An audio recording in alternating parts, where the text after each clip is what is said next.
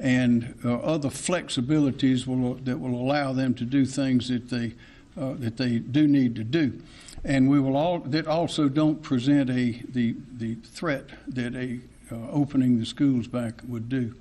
Also, we will encourage the school districts and the schools and the principals and the teachers and the parents and all involved to find ways to have graduation ceremonies. We've heard of a lot of imaginative, innovative plans. We know that is a part of American life, is something very important to families and students as well who want to walk at their graduation. We understand that. We think it is very important, so we will find ways that can be accomplished, and we know that's on everyone's mind. I want to say a couple of things. I want to thank the parents. The teachers have done a marvelous job. Superintendent Spearman will address some of those in a moment, but it has been remarkable to see the effort that has been made, the highly successful effort. I've never seen anything quite like it, to see that all of our students have educational advantages and opportunities at home. We've delivered a lot of computers or tablets, a lot of distance learning, a lot of thought, a lot of effort went into it. And the meal delivery to those children who are accustomed to getting that in schools has continued uninterrupted, with just a little bottleneck here and there, but it has been remarkable. And I think the superintendent, under her leadership, with all of those involved across the state, have delivered millions of meals, somewhere between 4 and 5 million regular meals, and that service will continue as it always does during the summer months. I want to particularly thank the teachers, the administrators, the superintendents, the staffs in the cafeteria, the custodial and others who have done a remarkable job on taking care of the schools and the children. And particularly want to thank the parents who have, I'm sure many of them thought they were through homeschooling their children, who've learned that they were back into it. We know it's been difficult. We know, particularly with the hundreds of thousands of people out of work and the children all at home at times when it was not expected, that this has been a hardship and a challenge on many, many people in our state. And I want to thank them and congratulate them for the grand job and the perseverance and the discipline and the understanding they're showing. I imagine there's some that are more educated than they were when they started, because they've had to go back and teach the children things that they'd forgotten about over the years. So to the parents, we say thank you. Parents and guardians and all those that look out for our next generations, that is our children, which are the most important assets that we have. So again, the schools will not reopen, but there will be flexibility statewide for ideas for the taking care of those who need special needs instruction and other perhaps summer reading camps, things of that nature. And again, we want to be sure that we have graduation ceremonies for those young people and their families. Ms. Spearman. Thank you, Governor. Well, good morning, everyone. And Governor, I want to thank you for making this very difficult decision, but you have made the right decision. The schools are the backbone of the community, and when they're closed, all of us hurt. The children want to go to school, parents want them to go to school, teachers want to be there with their children, and we want to see them growing and learning. But in this very historic pandemic, we have been able to carry on really good instruction. I had a call a few days ago with over 4,000 teachers, and over 80% of them said they were very, very pleased at how the instruction was going. We do have a few children who are struggling, some families that we've not been able to work with, so through this method, I'd like to ask you to please reach out to us for whatever reason. If it's that you're ill or you don't understand the work, please contact your school and your teachers so that we can work together to make sure that all students are moving forward. Our buildings will not open for the rest of the year, but instruction will continue to go on. So as the governor said, we've got to keep our partnership between teachers and families going really well, and thank you so much, parents, for supporting us through this. We're going to continue to support you with good old common sense policies. The order that the governor, the information the governor will give will allow school districts some flexibility. During their last 2 weeks of school, their regular calendar year, they will be able to close out their workings, the normal things that they would do. And with social distancing, if there are operations that they can handle with continuing good social distancing, perhaps a parent-teacher conference, if both agree to do it in face-to-face, they can do that. So districts will have a great deal of flexibility in how they will operate for those last 2 weeks, as well as graduation ceremonies. Seniors, I've heard from you. I've gotten some very articulate, heart-wrenching begs and pleas to let us have graduation ceremony. The governor and I absolutely want that to happen. I can tell you that your district leaders have sent us some very creative ideas of how they're planning on handling graduation, and we want those to go out, and I hope that perhaps I can even come and be there and attend and see some of those from a distance happening. So we're so proud of the hard work. You deserve a graduation ceremony, and we want that to happen for you. We have served over 5 million meals as of today. Not only have they been prepared, but they have been delivered. So a special thank you to our cafeteria workers, bus drivers, and all of those others, sometimes teachers, principals, riding the bus to help deliver those meals. We want that to continue, and it will with all the good work that we have going on in our school buildings. The flexibility to pick up your materials. I know many of you students have your materials, your personal belongings in your classrooms.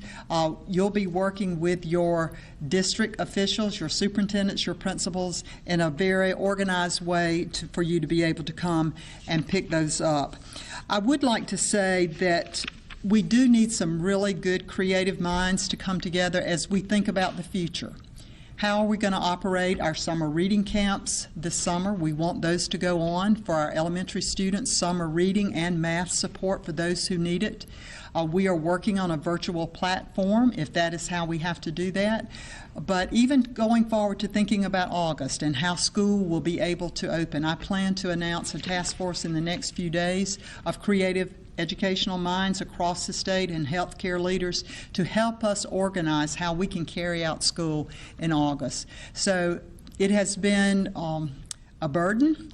It's been sad to see schools closed, but it has been a joy to see how everyone has pulled together and worked together on this for the good of our children, and that will remain our top priority, the safety and the learning of our students. As I've said to parents on a couple times, I know this has been stressful, and I know that even after just 2 weeks of Christmas vacation, you're ready to send your kids back to school.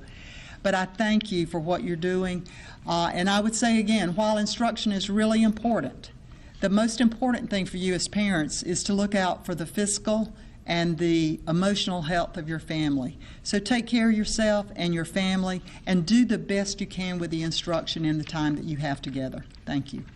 Thank you, ma'am. Any questions? Yes, sir. I know Right you here. announced to Accelerate South Carolina. How are businesses to reopen if schools will remain closed and we may have parents who have to stay home and watch their children because they don't have that child care option now? Those are the kind of things that the group we've put together, a representative group of virtually every aspect of South Carolina life, to accelerate the revitalization of those buildings, the businesses. Those are the kinds of questions and ideas that are going to be addressed and starting at 4 o'clock tomorrow. As I mentioned, 2 o'clock tomorrow at the Alumni Center at the university. In fact, we're over there setting up for that now. Is why we're doing this a little bit early. But those are the kind of questions and answers and innovative ideas that we expect to come forward.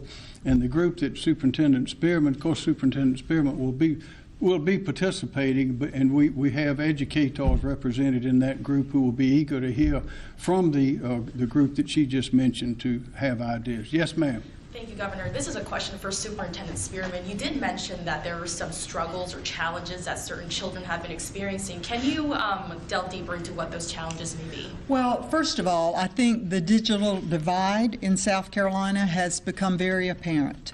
There are some districts that have been able to carry on their instruction with the teacher communicating through Zoom meetings, WebEx meetings, whatever, with their classmates, and really haven't missed a beat.